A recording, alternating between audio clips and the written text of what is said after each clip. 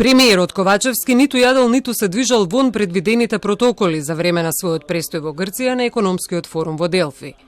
Во меѓувреме и шефот на кабинетот на Ковачевски пројавува слични симптоми на труење. Се испитуваат сите околности за овој случај, велат од владата. Во однос на прашањето за форумот во Делфи, тоа исто како и сите останати настани каде што присуствуваат високи функционери, се превземаат мерки и активности за проверка на исправноста и безбедноста на храната и пијалоците кои што ги консумираат лицата. Премиерот ниту јадел, ниту се движел надвор од протоколите во овој период. Во моментов имаме информација за шефот на кабинет на премиерот, кој што имал полесни симптоми и во добра здравствена состојба сега. На прашањето дали случајот е пријавен во МВР, без конкретен одговор, бидејќи станува збор за доверливи информации, вели Арсовски.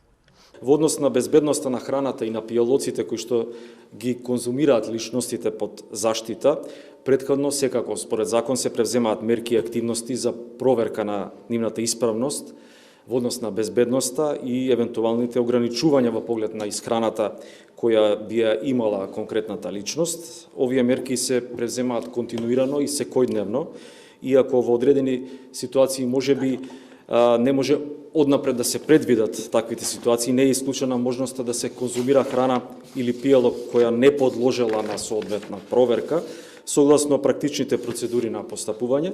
Премиерот Ковачевски е во добра здравствена состојба, во моментов е на домашно лекување, веќе од утре се враќа на работа. Во неделата вечерта Ковачевски ги почувствувал првите симптоми на труење со храна и бил примен на инфективната клиника, каде веднаш бил хоспитализиран и таму ја поминал ноќта. Според директорката на инфективната клиника, доктор Стевановиќ, станува збор за труење со храна. На Ковачевски му била пружена целосна здравствена нега, пошто состојбата се подобрила, но превентивно е задржан ноќта на инфективната клиника. По целосно стабилизирање на состојбата, тој е пуштен во добра здравствена состојба.